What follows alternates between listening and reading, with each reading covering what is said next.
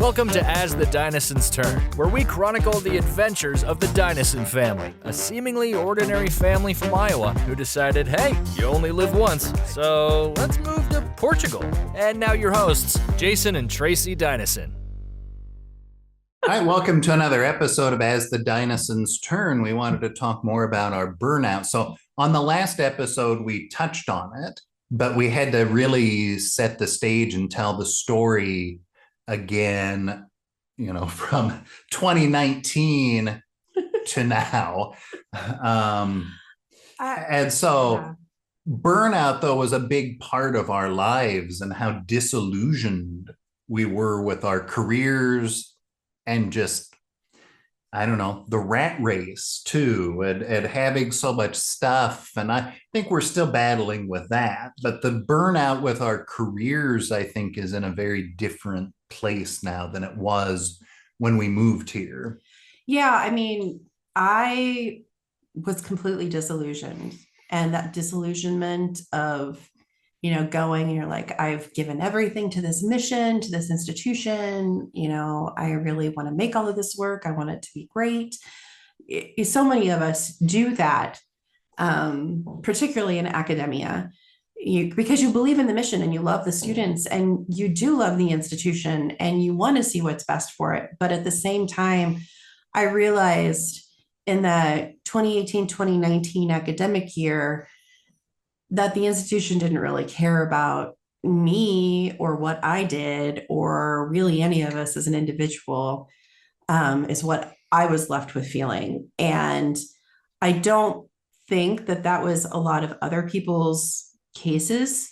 But when you'd worked so hard with colleagues and had this magical moment and this great place and feeling, and you watch it all fall apart in multiple ways and from multiple different changes, I think that leads to a lot of sadness and not knowing what to do with that. And because I'm always going to be the problem solver and working to solve the problem, and this was a problem I couldn't solve. And it was a problem I worked really hard to get past. And it wasn't until, even 4 or 5 months ago that I started dealing with feelings of everything from 2018 to 2019 to give you an idea of where everything moved. And then 2019, 2020, all of those things and how it all kind of converged in and of itself. It was not until literally 4 months ago that I started being able to realize that I was not just hurt, I was vehemently angry. And I was mad at the world. And I think that because you buy into something, you're mad at yourself, you're mad at everybody, and you're mourning for these things. And thank goodness for my former colleagues and having conversations with them and saying, like, we also can feel that same type of element together and have conversations. But also thank God for therapy, because it saved you all quite a bit as well. But really, it took a good year for me to even start thinking about what that might mean. And 18 months after leaving to be like, okay, now I can really start dealing with all of this. And now I feel completely differently. Literally having conversations with a former colleague and a dear friend to say, I'm so mad, and having, how have you processed this?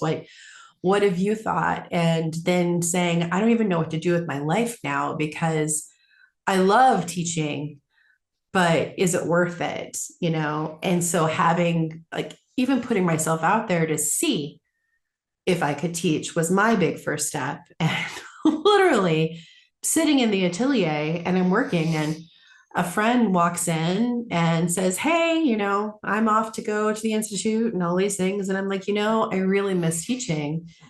I didn't think I would, but I really do.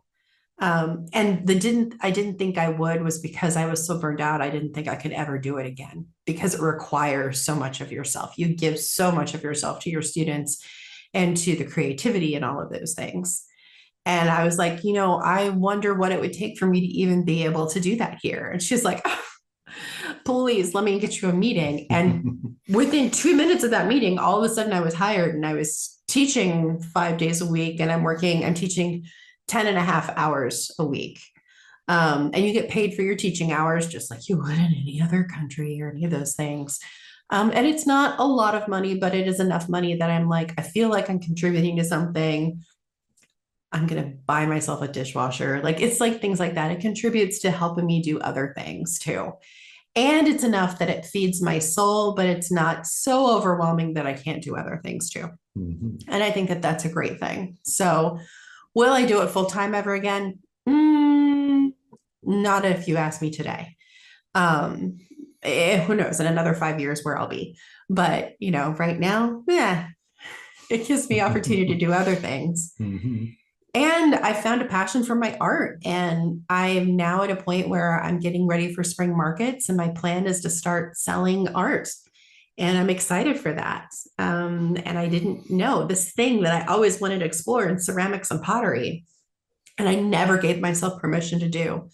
I was going to take that ceramics class when we offered it at the institution.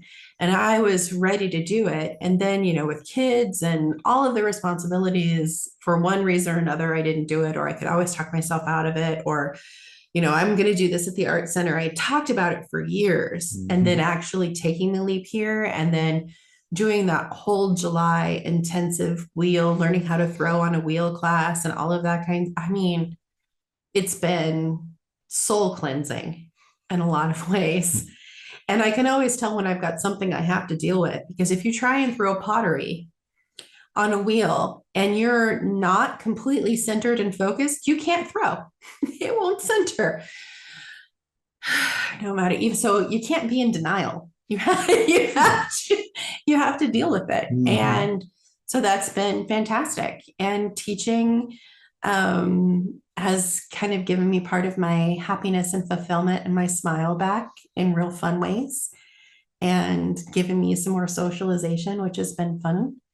So I'm at a place now where I'm not even close to burnt out like I was before. Like, I can keep doing things. Like, it was literally the point that I was going to bed right when I got home, and I'd get up in the morning and go to work again. Like, I never did anything else. I always thought I would do other things, but I never did. And now I am meeting friends and I'm going and doing things, and we're going to go see Wicked together and going shopping or, going out for drinks and, meeting at 6:30 and not leaving the bar until midnight because we're having fun. And, I'm just telling you, like, sangria and really good French fries at midnight, or it just kind of hits well. So all of those things have been great and a blessing. It's not been easy to get there. I feel much more creative and fulfilled. And I've loved helping you think about what things you want to do and supporting you in that. So that's my piece of that. So what about you? Because I had no idea you wanted to set things on fire. No, I didn't really want to. You fantasized about it.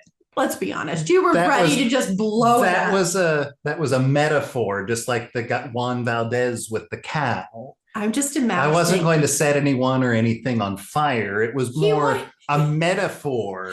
He wanted a Die Hard moment. All right. So I didn't know that it was this bad for you. Because I was so bad. And after we moved here, I know several times on this podcast and other people, I was like, oh, my burnout is over or whatever, but it really wasn't. Mm-mm. But I found, for whatever reason, the holiday season this year, usually for probably 6 or 7 years, when like December 23rd would come around, I'd start to feel this feeling of like massive relief. Like, people will leave me alone. I don't have to deal with clients. I don't have to deal with anything. And I can just go into hiding. Which is not because you don't like your clients. It's just because you couldn't deal with the day to day. It's just the day to day that I couldn't deal with it anymore. And then during the holidays, feeling this, like a feeling of dread almost with each like passing day, and each second moves us closer to the first workday in January, and then people are going to want things again, and then it'll be tax season, and here we go again. And this was the first year that I didn't feel that way? Yeah. Well, I mean, I start teaching again tomorrow, so we're filming this ahead of when you'll see it. And, there was a time where I was like, oh my God, it's all going to start again. And I'm like, I can hardly wait to see these kids and see what was going on. And so I feel it. Is this the first time in a long time? I used to wake up in the morning energized and ready to go. I was so ready to go on because I loved what I was doing and I loved where I was. I remember that feeling and I didn't have that for so long. And so I get it. I have that feeling again. Mhm. It's crazy. Yeah, I actually feel okay about going back to work. And I mean, I even worked during the break some, You did. and that was okay. It's like it wasn't bothersome like it was for so many years, because this was even before the medical incident in 2019. It was growing probably starting in 2018 or so Yeah. for me. I could see that. I mean, tax season, and I used to joke, well, I'm entering my single parent season, when I was working. And that was the case. It felt like in a lot of things, because you had so many things to get done. And I feel like we're both tackling this so much better in a healthier way that I think I'm a lot calmer oh about my things God. now. Yes, me too. My gut is no longer to be like wanting to cry or frustrated. Now I'm just like hysterical on the floor laughing, which probably people find amazing. But I think that, yeah, I absolutely things are calmer. I remember we were in our new construction house at tax season. It must have been 2021 before it sold, I guess. Or maybe 2020 even. Yeah. Yeah, whatever. We were in the new house. Okay. And I remember Tyler, it was tax season. Okay. And Tyler came out of the bathroom to say there was no soap in the soap dispenser. And I told him, because I was in the middle of a tax return, I said, well, then find another goddamn soap dispenser. That is not my husband. And so I'm sorry, but he doesn't talk to anybody that way. Oh, poor Tigger. I know. Well, I felt horrible after that. Oh, yeah. And I mean, obviously, I said just a little bit ago that the burnout started in 2018, but I think that it came to a head probably 2020, 2021. And just those moments. There also was a moment during that same tax season where I don't know, it was like 9 o'clock on a Sunday night, and I just had to stop. And I didn't cry, but I put my head in my hands, and I was just like, what are we doing? I remember this. I remember that very well. I remember you just being like, that's it. I'm done. I'm done. I'm never doing this again. I'm done. And I would be like, okay, let's think about this. Just take a break. This is what it's, because that's what you're supposed to do as a spouse. Be like, don't go ahead and send an email to everybody. Let's take a breather. But yeah, I mean, I think that we are both much more present and approachable and much more of who we are at our core now than we were before we moved, because of all of that burnout and stress that we were dealing with. And you're doing the same job, so the environment shift and me being a piece of it, instead of being like, I can help you if you need help, or, instead of you having to train a new intern every year, because that makes it so much better on top of everything else, even though you're doing great service. I think that has made a big difference. But you've got your creative spark back. He doesn't share this, but he's a dreamer and he's an entrepreneur. And so he has got ideas and big plans and things in the works that I think are amazing and are going to make his life even more fulfilling, on top of, tax season and all these other pieces. Your stuff, and you're doing a great job with all of this, but he's growing all kinds of things. So Lord knows what will happen. I have learned, though, through my whole burnout process, that while I love you, I don't want to become a tax professional. We had thought about that. That was what that was going to be. And I thought, yes, that's the next thing. And then I realized going through my own therapy and things with that, I was trying to solve another problem that was not going to be fixed, but that I can still help and support you, even though I'm not got letters for that behind my name. I have enough letters behind my name at the moment, anyhow. um, so there's that. But I would also say that in having conversations with you, you're dreaming and thinking outside the box again. And I'm doing the same things. Mm-hmm. You know, this is like, okay, well, I enjoy teaching, but what do I want to do on top of that? You know, I would love to have, like, I dream of like a co-working space or an atelier or a place where I can do all kinds of things. And that I think will come to fruition. Maybe definitely not over the next year or two. I've got a lot to learn, but not this year. I'd say when we figure out where we're really going to be, after Jackson finishes high school and we know we've committed to be in this place until then, and then Tyler will be moving to high school and we can move wherever Jackson feels like will be best for him based on his tract. So he can live with us and take a train to college. Yeah. Or if he decides he wants to go to another country, then great for him. Then we can decide wherever we want to go. Yeah. You know, so we'll see. But geez. You haven't talked about your whole burnout process, though. When did you start seeing differences?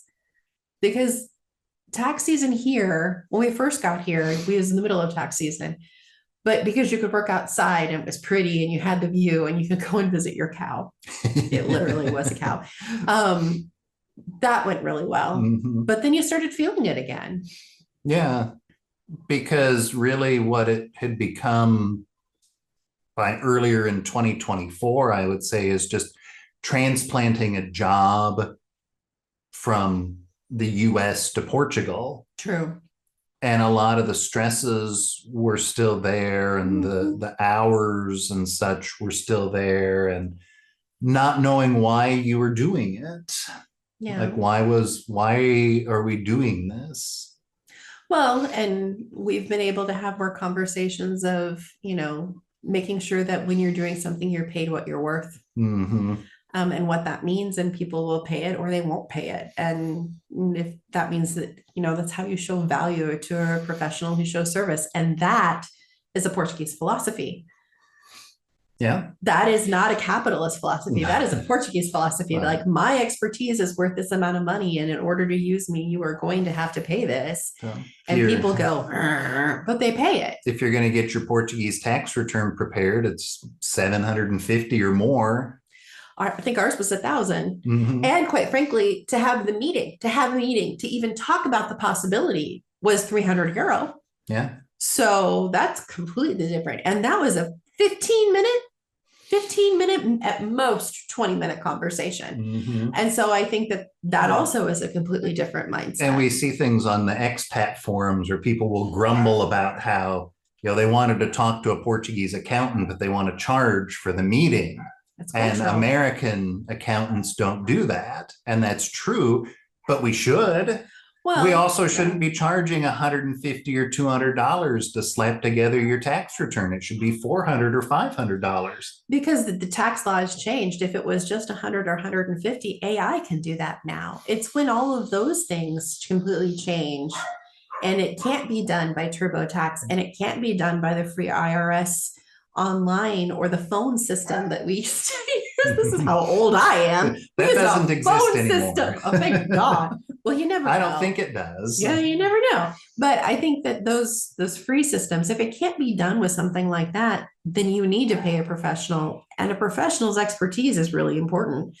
So, and you do a lot of teaching online, a lot of continuing education. And now we're also that, no, we're not doing this just because. We're doing this because it's a business, and because your expertise, you are sought after. Like, we could book every single day. You could be presenting 2-3 times a day on your calendar.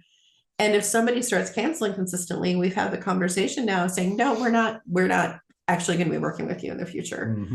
or you're going to have to pay a cancellation fee of, €50 or $50 an hour. If it was a 2-hour webinar, you owe us $100 for cancellation.